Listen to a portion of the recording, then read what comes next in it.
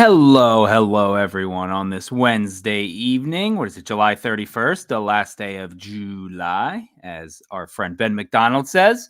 Solo RDT podcast. Again, summer schedule is kicking our ass right now, but a lot happened in this 4-game series. It seemed like it was a week and a half. It was only 3 days, but the Orioles wrapped up another series win today with a big win. But again, I felt like we had to come on here. Even Spenny and I went live. Was it yesterday? I guess the deadline to talk about everything that had happened with the trades. So this is not going to be as much trades, but just kind of the series in general. We talked about a lot of it yesterday. Yes, I enjoyed my holiday. Happy holidays to everyone as well. So again, to you and yours. But again, we'll start off on Monday. The Zack Eflin show. It wasn't me out there. It looked like me, but I was very impressed by Eflin. We've seen him a couple times with the Rays, and I've seen him a couple years ago with the Phillies in the World Series and stuff like that. And I've always thought he was a good pitcher. He just always kind of seems to show up. I know he didn't have the greatest game for Tampa in the playoffs last year, but I just like the stuff. He seemed like an Oriole, and once he stepped on the mound, everyone kind of said the same thing. They're like, yeah, this guy looks like an Oriole. Like, he looks perfect in the uniform. So again, it was awesome to see him come out, and we saw the quotes on, I think it was Sunday, where he was just like, I hate walks. I hate walking people. So he legitimately does not like it. And he kind of stayed true to that. 6 innings, 10 hits. People were not concerned about 10 hits from Eflin, but he gave up the 1 home run, which is, again, was another weird one because Justin Turner got pulled and they put that one guy in. I forget his name. He killed them though. Barga something. Barger. He killed that one, but again, everything else was awesome. 3 earned runs, 7 Ks, and that was it. No walks. I'm fine with the 10 hits. You scatter hits. If you're not walking people and giving people, letting people hit you, that's fine. He's not going to walk anyone. He's going to walk 1, maybe 2 guys a game. So again, if he's going to give up hits, that's fine. If you just limit the traffic on the base paths, and that's what he was able to do. Really, really impressed with his stuff. Again, 7 Ks, came out hot too. He was had those Ks early too. So he was he was firing there. He was pretty good. I enjoyed what I saw. Number 3 now on this team, and I think the Burns, Grayson, Eflin 1, 2, 3 the playoffs is it's up there with some of the better ones. So I'm perfectly okay with that move. I enjoyed it, and again, he kind of lived up to the bill and performed, pitched his ass off. So I'm looking over the thing. Yep, Santander with his 30th home run. Mountcastle had a home run, of course. He snuck that one in down the foul pole in right field, and of course Santander doing his potato thing, and he's just hitting. That's all he does. But again, that first they came out on fire. Scored 4 in the first. Got 1 in the third, 2 in the sixth. So again, the offense, or 2 in the fourth. I'm sorry. The offense was coming alive. Like they're slowly over the last week or two. I forget who it was. I think it was Zach Bollinger who pointed out ever since they moved Tony and Colton at 1 and Tony to 2, I think they've averaged like 7.8 runs a game in that time. So again, they're 7 runs now. And again, that game, Colton 1 for 3, 2 runs, an RBI. Santander 2 hits, 2 RBIs. Henderson 1 for 4. He's kind of slowly starting to find it again. Mountcastle, obviously, his 3 for 4 with 2 RBIs. He's just going to do that against the Blue Jays. Pache had his first hit. Westburg had 3. We'll talk more about him later. Mullins, who again is back almost. He's hitting very well. Was on base 5 times today, I believe, 3 walks. So that's awesome to see. But yeah, so that first game kind of came and went, and that was it. But the big story was it was James McCann getting plunked in the face.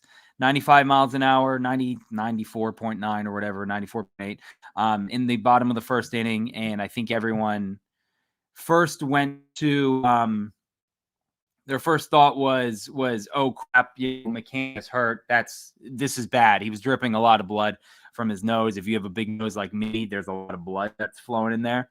And I mean, that thing caught him like right here. So that, obviously they said he has facial fractures. Game, obviously you saw it. He was down for a long, long time. Very, very scary. A lot of blood. At one point he opened up his mouth and you could just see like this string and the stringy, like congealed blood fall out of his mouth. That was very bad. And incredible that he was able to stay in. I couldn't imagine sneezing, let alone like taking off the mask. As a catcher like that. And again, you saw it swell up throughout the game. His eye was swollen shut. Like he looks like hell. And the fact that he was able to not miss pitch, and he should have had an RBI at another hit during the game. So that's just a testament to the kind of guy he is. He said like take pride on being tough and not coming out of the game, and he didn't want Adley to have to catch 18 innings, 17 innings, whatever it was. That's just the kind of guy he is, and we've really ragged him in the last couple of weeks. This is the reason that he's a veteran leader. This is the reason why guys will fight for him and go to war for him, like Tyler Wells was saying. So that was kind of the story of the first game. Again, 11-5 victory. Wasn't really close at any point. Orioles got in early and kind of got that one out of the way. It's always nice to score a bunch of runs early, especially in a doubleheader, and you can knock the pitcher out. I think he had like 4 walks in the first inning. He was awful. He couldn't command a thing. And again, the Orioles were able to get to the bullpen, and they pitched a ton of guys, and it was weird because Toronto was trading a bunch of guys, and it was a strange game. And then on to game 2, which was pitched by Cade Povich. And again, I tweeted it. It doesn't look like Cade Povich right now is an MLB pitcher. Like it just does not look that good. He looks kind of scared. He's nibbling. It's crazy that you go from a guy like Eflin, who's so confident in himself and throwing strikes, and again, a guy who prides himself on not walking guys and not throwing balls, to Povich, who kind of just dinks around and nibbles. Like he reminds me, like Gossman did that a little bit when he came up, and he just nibbled all around the outside edges and, was like refused to kind of just go after guys. And again, Povich is the second time he's facing these guys. So it's a good lineup now. Vladdy is just maybe the hottest hitter on the planet, not named Colton Cowser or Aaron Judge or Bobby Witt, but Vlad got him. He did not look good, didn't look confident. And that's where the Trevor Rogers thing kind of comes in and helps. And, he's now back to AAA and give him a little more seasoning. I think he'll be fine. He'll be good. My guy, Steve, there he is. They showed you last night, I think, leaving the ballpark. I don't know if you got word of that yet. But again, that other game was just, the Orioles got one in the first. It was 1-1 after one. It was tied up through 3 innings. And then the Blue Jays just kind of got to him and busted it open. And the Orioles couldn't quite crawl back, 8-4 final. But again, things I like to see. Colton Cowser, 2 for 4.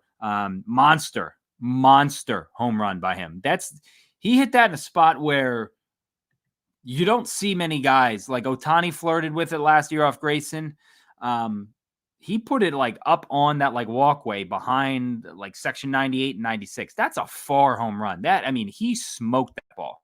That was one of the better ones I've seen. It reminded me of the Toronto one or the Fenway ones. I think it was a curveball. They hung it, and he's absolutely demolished it. So he's been on fire, 13-game hit streak. The last game that he didn't have a hit was the final game of that Yankee series, the Verdugo game for the All-Star break. So he talked today after the game, I believe, about was shortening the bat or added a half inch on the bat. I can't remember. If all size matters, do whatever you want with that. I think he said he went from a 33.5 inch bat to a 34 to help him slow down through the zone. So again, that's, the guy's an incredibly talented hitter. You could see that, there's a reason why he was drafted that high. And, obviously he had his struggles early in the season. Now he's playing his ass off. So it's awesome to see him doing well. Adley with the 0 for 4. I think that was the night he had a bunch of good at bats and was smoking balls and just could not get anything to fall, but it'll come for him. Again, Westburg had the big home run, then a 2-run home run to bring them back in the second. Wasn't anything to couldn't really get anything else going from there. Again, Povich 4 third in 7 hits, 6 runs, 3 earned, 5 walks and 1 K. I think they said it's the 3rd game that he's had 5 walks and 1 K, which again, it's just a weird storyline or weird stat line.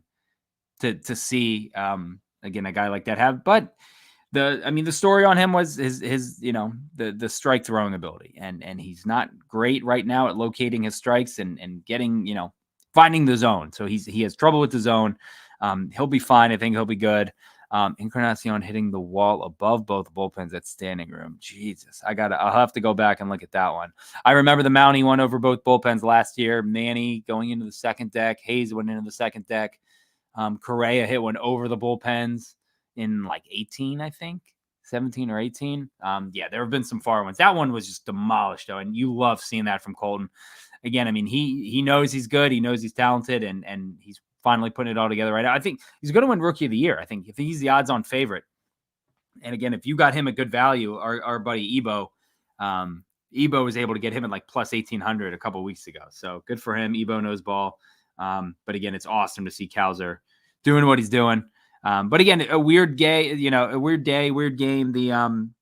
You go into all these doubleheaders hoping for a split. You just don't want to get swept.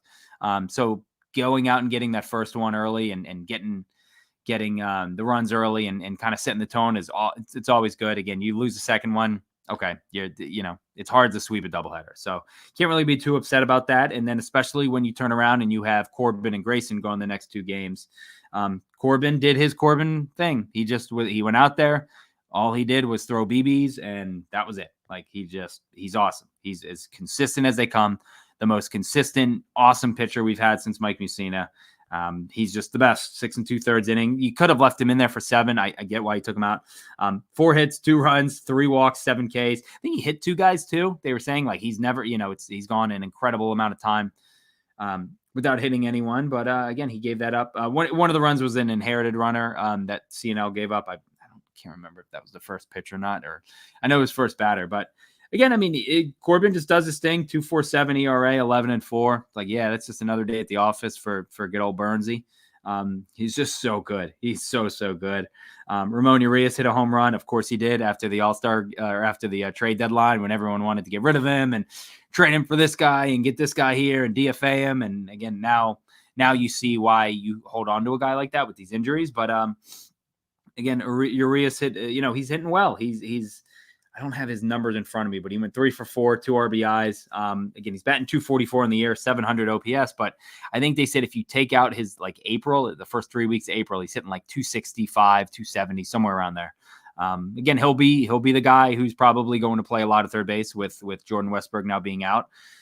It sounds like until probably right around the end of the year. It sucks, but again, that's why you have these guys. Nick said he's hitting 300. Screw the Phillies except for Hayes. Yeah, the Phillies just falling flat on their face. I mean, I'm posting articles on the Stool Barstool or the Stool Baseball web Twitter page about how, the Phillies they have the best record versus teams over 500. They're doing this, they're doing that. They fall flat on their face. Just embarrassing. So got to be better. They're not, but that sucks. Orioles couldn't get any help, but they went ahead and did it again. Colton with a multi-hit game, 2 for 5. Adley with a hit, Gunnar had a hit, an RBI, Santander 2 for 3, O'Hearn 1 for 2, Mountcastle with the rare 0 for 4 against Toronto. Mullins again with another hit, and he hit a walk. So Mullins lived on base, man. He was on base a ton this series. Stole a base too. So again, he's slowly picking it back up, and the walks are really encouraging for me. I mean, we've seen some god awful at bats from Mullins recently, but the walks, you take that any day. And again, if he can kind of be that speed guy with Mateo gone now, that would be big for them. And Mullins did a great job. Great job. They jumped all over Chris Bassett, which again, Bassett seems like a guy, I don't have his numbers versus the Orioles off the top of my head, but he seems like a guy who kind of gets to them and can kind of shut him down. He's a good pitcher. I would have loved to have him on the O's. I've been in that Bassett camp for a while, but the Orioles were able to get to him. I think he had like 92 pitches through 4 and they got him out of there. So again, a team who is trading anyone and everyone, bullpen moves, bringing guys up, first career road game, all this shit, stuff like that. It was awesome to kind of get out there early against them. Need to run more collectively. I agree. And we're kind of seeing that. Colton, ran yesterday. Santander, I think, stole today. Westburg, you go a little bit, but yeah, Mullins has lost something, and again, he's getting older, but since the quad and the hamstring and all those injuries last year, he doesn't seem as explosive on the base paths. We saw him get thrown out in Miami, I believe, but again, when he puts it together, he has the tools and he can be a good player. So it's nice to see him kind of come alive and produce for the team, and because again, this is a time when no one really was, so he's kind of kept them afloat. Mike, I liked what I saw from Dominguez, as did I. I am a big fan. Again, this may come back to bite me, but I loved what I've seen from him so far. In the 2 appearances, he has looked filthy. I've really enjoyed watching his eyes. It's gross. It's absolutely gross. So Jacob Calvin Meyer had tweeted out his splits versus lefties. And, he can get the lefties out and Soto can get the lefties out. So we all know Hyde's infatuation with the lefty-righty matchup. This is a good move for them. If he can get righties out, you need that righty arm who can do that. So I'm pumped for him. I really liked what I saw. Would not hate if you're going to keep Kimbrel, just for, I don't know, this week or something like that, a couple days, maybe this next series. If you're going to keep him in like a 7th or 8th inning role, you still want to get him into a game and pitching, and you need to close it out. Why not Soto? Why not Dominguez? Sir Anthony, we salute you. Sir Anthony's now on the team. So I'm a big fan of that. I'll get the Levon Soto thing in a minute, Nick. Again, that's coming from the game today. 10-4 win. Grayson was Grayson. He's kind of just, this is what he does every game now. He comes out, he'll strike out 7, 8, 9 guys. He'll look in it. It seems like he does kind of have like a lapse a game where it's almost like he just takes one pitch off, and one pitch always seems to find the seats. And that's going to happen. That's perfectly fine. It happened to Corbin. But again, I loved what I saw from Grayson today. He's awesome. He was by the defense a little bit. The defense, it's happening again. Gunnar had the 2 errors, both fielding errors, no throwing errors. He had I think 3 or 4 perfect throws last night. So last night it was like, oh, baby steps. We'll do this. Let me see. Grayson, 6 innings, 6 hits, 4 runs, 3 earned, 3 walks, 8 Ks. So, and he was racking up the Ks early. It was the opposite of what he usually does, where he like gets a couple strikeouts early and then like 5 or 6 late. He kind of flipped that around today. But again, the big story of the day was it's the Jackson Holiday. It's the holiday game. They tweeted out yesterday, like a couple minutes after the trade deadline, hey, we're going to recall like during the game, and they couldn't really talk about it. But brought back up Jackson Holiday, and it was kind of like, all right, here we go. There's no real, MLB had the tweets and all the big accounts were tweeting about how hyped they were, the hype videos and this and that for Jackson back in April. Didn't get that, leading into today. He had just, kind of came up and was like, I'm just here to, his quotes and everything were so good too. He just sounds like a 30-year vet. Like he's been there before. Everything is so polished that he says, you could tell he's been around his dad and the dugout and in the dugout, the clubhouse a ton. He's 20 years old and he's more mature than anyone I've ever met. But again, it was nice to see him in there batting 8th, hitting or playing second base. And I think the ball went to him in the first inning and he, he was able to make the play. It was routine play, but nothing with the Orioles infield is routine anymore. But struck or grounded out on his first 2 at bats. They were almost like identical at bats, like strikes outside and then grounding out to the second baseman or grounding out to the right side of the infield both times. And it was kind of just like, oh, okay, 2 at bats. He's seen 4 pitches. Then goes down 0-2 in the 3rd at bat and wallops one. And the bases were loaded, and they got loaded because Jordan Westburg got hit on the hand. That would turn out to be, he stayed in the game. I thought he looked fine. He was squeezing, Ebel's hand and everything, and they seemed to kind of go away from him pretty quick after they talked to him or they checked him out or whatever. But and then Jackson hits the ground. They go up, I think not, was it 8-4? Yes, I believe they go up 8-4, 9-4. I can't remember which one, but no, I'm sorry, 8-2. I can't read this. They were able to, they took him out, and I was kind of hoping that it was for, hey, we have a big lead, we're just going to rest him. Was not the case. News came out afterwards, a fractured right hand. Definitely, Hyde said they're hoping to get him back by the end of the regular season, and it really, really sucks. There's, wasn't intentional. There's no way around it. Just one of these freaky guys getting hit on the hand. It sucks for him. Obviously, everyone brings back shades of CC Sabathia and Nick Markakis.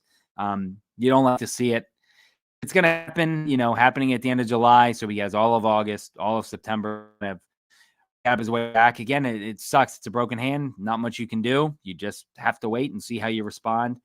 So that is a big bummer. He was having a great year, again, an all-star, playing a great third base. Shortstop last night had that bad throw, but, he was your second baseman at times. He could play third base. Power bat, 18 home runs. We saw it last night. That's going to be a guy who you don't replace him. People screaming for Kobe Mayo. Kobe Mayo is not going to replace him. There's no one out there. It's Gary Bertier. You can't replace a Gary Bertier. You're just not going to replace a Jordan Westburg. You're flat out not. He's too good. He's a robot in the field. He does it all. So it really sucks to see him go down. And he was having such a good year. It's a bummer for him. It's a bummer for the team, and they're going to have to kind of get around this. And this is why it's big to keep Ramon. It's why it's big to trade for Livan Soto, who is now, going to come up. The Kobe Mayo thing. This is a hot topic. Again, obviously everybody wants him up. I really want him up. The bat is incredible. I love the Gary reference. I may have stretched that one a little bit. He's not laying in a hospital bed, after a car accident, but can't replace a Gary Bertier. Mike, so you're Ramon batting 300 the past 15 games. You try and ride it as long as you can, because again, deadline was yesterday. Couldn't have happened at a worse time. These are the guys you're going to go to war with. Livan Soto has been in the organization this year a couple times. He's going to come up, he'll make a start a week or something like that. The thing with Mayo, I love the guy. I'm a big fan. What I was told is his defense is not, that is the reason he's not up. Again, I want him up as much as anyone. The bat is a legit 35 home run, 40 home run power bat. The wall does not matter to him. That wall might as well not even be there. But I've been told that his defense is lacking, and that is at third base, that is at first base. A lot of people just, they see the tweets that the Tide send out of him making a play, and they'll be like, well, see, he can play. Again, I like him. I'm not shitting on the guy at all. I want him up. It's just what I've heard is his defense is not up to par with what they think. Again, Ramon and Holliday until further notice. Again, this guy, Livan Soto, perfectly fine. Sure. His arm, he's got an issue with the arm and throwing, and they've tried to change the, throwing angle and the slots and stuff like that. Again, he will be up. I believe that they're going to do the Jackson or the Gunnar Henderson schedule, bring him up at the end of August, early September, keep him under that 130 at bat and the roster day, max and all that stuff.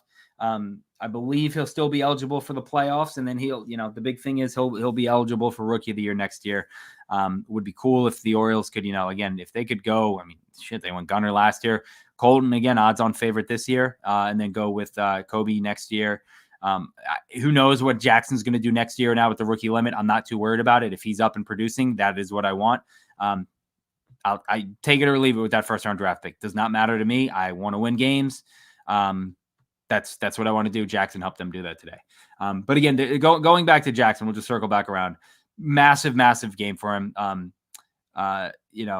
Zach, I know you talked about it. You were like, the smile on his face after he hit that, you could just see it all kind of escape. The pressure, you could see him like, he took a breath and he relaxed and he was able to like, okay, I do belong here.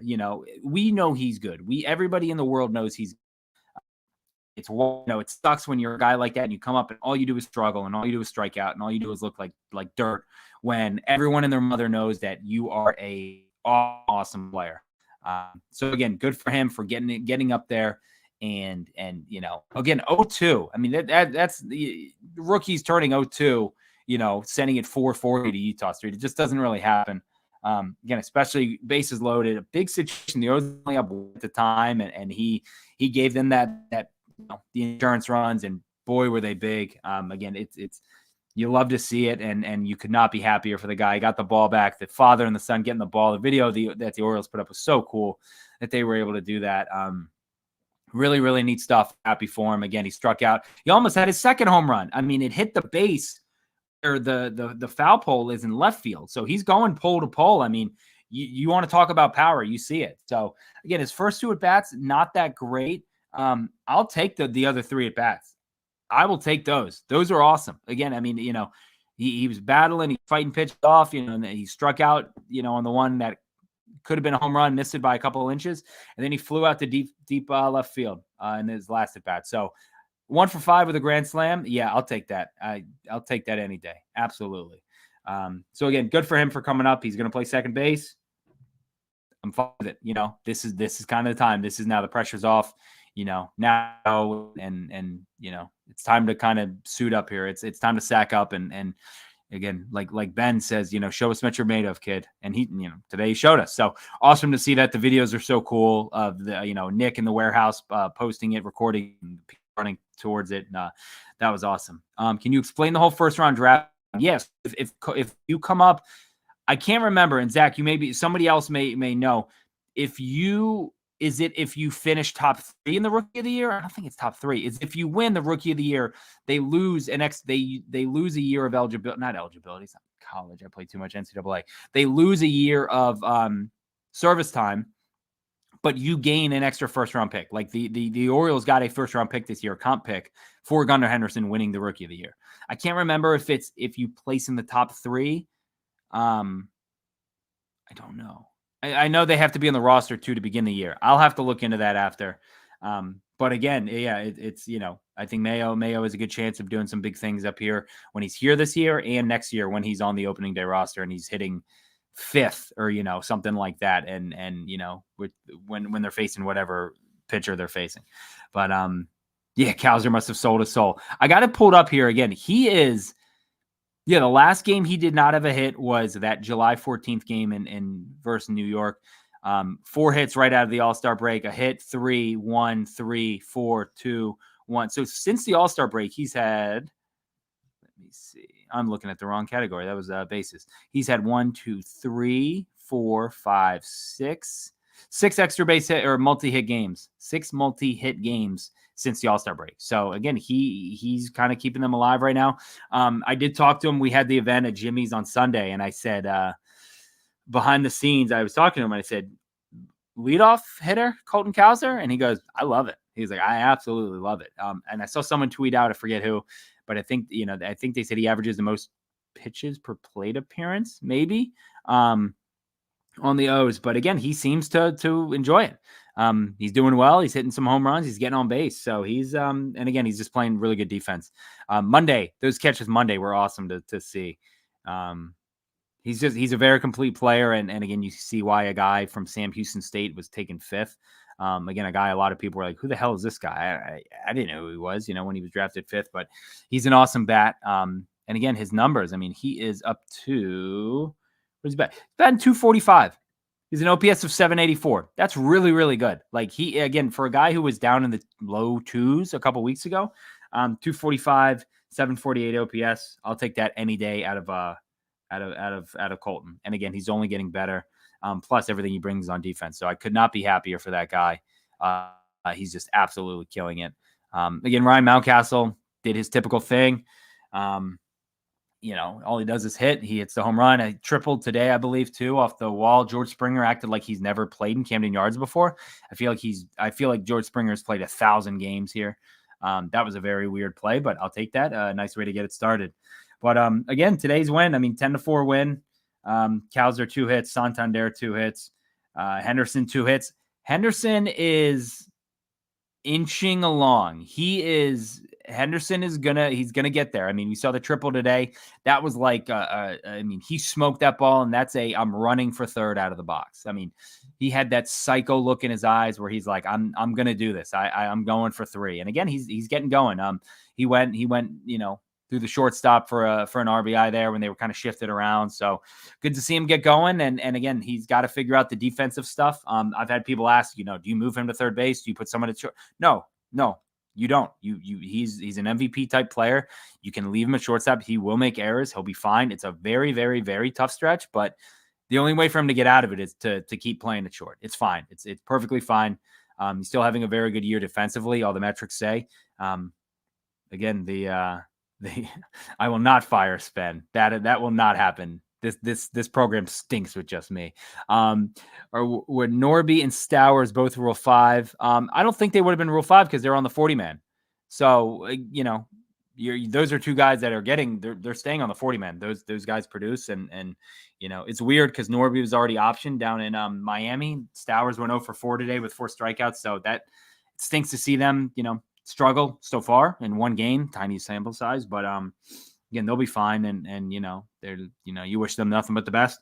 But again, O'Hearn 0 for 4, Mountcastle with the hit, 2 RBIs, and I'll talk 2 for 3. That would be my favorite game of the year by Mullins. Just did some of the little stuff nice. He had some good at bats. See, Hardy had a stretch of 5 in a week. Exactly. I was talking to Brett Hollander and Jeff Arnold about this, and I said JJ would go through these weird periods where he would like 4 errors in 6 games, or 5 errors in 12 games, something like that, where it's like, oh, maybe his Manny would do it too. Manny would get lazy and kind of bored. I feel Manny definitely got bored with like routine plays and would just like, you could see him like drop his elbow and everything looked bad. What's going on with Gunnar right now? He'll be fine. Again, he's way too good of a player to for this to be like a normal thing. He'll be fine. We'll be all good. Westburg 0 for 2 before the broken hand. Ramon came in 1 for 1. Jackson with the big 1 for 5. And then again, Brian McCann, the Bulldog. Bulldog McCann, 1 for 4. Too many pitches up here. Too many pitches up close to him. They had the one at bat where he walked on 4 pitches, and every single one of them was like high and not tight, but it's a little too close for comfort from a guy who just took 95 to the nose and was bleeding, just gallons of blood out of his nose. And again, his hit was the double. So, but Salo up to AAA soon. You think? I don't know. That would be interesting. Again, I'll be honest. I'm not paying as much attention to Bowie and stuff like that. I'm kind of focused in on the big boys. I don't know. I would think sometime soon, though. He's every time I get on Twitter, he's hitting a home run or he's throwing a guy out or he's doing something. So he's a beast. He'll be up. But again, Cowser with another home run today, so that's 16 for him. Just smoking and stroking. That's all he's doing. He's finding the seats. He's giving away lots of souvenirs. The Moo Man cometh, and he's playing very well, and you love to see it. But again, the bullpen, Aiken was solid. They got Kimbrel in there for that 8th inning. I get it. I get why, to give him that inning of work. Struggled. He didn't struggle. He had a walk and 2 Ks. He was erratic early. He was kind of all over the place, and it was like, all right, dude, just throw strikes. You're up 6 runs. Get us out of this. Burke Smith came in an inning, 1 hit, and shut it down. But again, good stuff all around. It was a very, very solid series. They are starting to, again, score runs without hitting the home run. Very, very solid pitching. I wanted to see Gregory Soto too. They showed him up. I would have loved to see him today. But again, this is, you're going into Cleveland where you're going to need all hands on deck. If Aiken, Kimbrel, and Burke Smith are the guys who can't go tomorrow, perfectly fine with me. You got Cano, you got Soto, you got Sir Anthony. It's a good end of the and is slowly coming to come into form. And then again, if Danny C can come back in September from those bone chips, that now the bullpen is going to start to round into form and look very, very good. So it's going to be interesting. Again, I'm a great series win. Anytime I tweeted it out, but it was such a weird schedule. Sunday day game. Monday was the doubleheader with McCann getting 5 to the face. Your emotions are all over the place. Rain going to the second game, so guys were there even later. Tuesday was the trade deadline, so everyone's head is spinning. Nobody knows who's going where, who's staying, who's on your team anymore.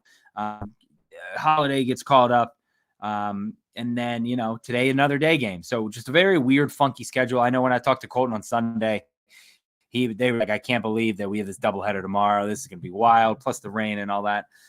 Miss Uncle Danny so much. So much. We all miss him. We hope he's doing well. I'm sure those bone chips are healing up fine. But no, I don't know if Noli has been picked up yet. That would be nice to get him back. Again, he looked good in his limited roles here, his appearances. But also, what about the freaking turn to end the game? The Holiday Henderson Mountcastle. My word, that was something.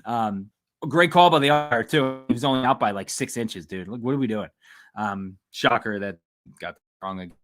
But yeah, it's a very, very, very solid series win. You 3 out of 4. I don't care if the Blue Jays are selling. I don't care who's on that team. Vladimir Guerrero Jr. is one of the best players in baseball right now.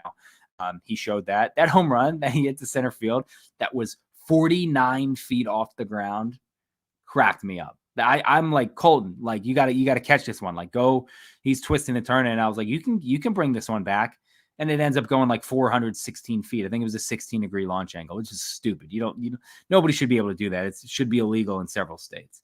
But again, now you go to Cleveland, where they're one of your big competitors in the AL. I don't know. I don't think they today, but they didn't really add anything to deadline from the Nats. Alex Cobb, who hasn't pitched this year, I don't believe in the bigs. Again, doesn't really scare me much. It doesn't look like Cleveland plays today. Of course, Cleveland had a day off. Why wouldn't any of these teams, go to a schedule like the Orioles? So 65-44 right now.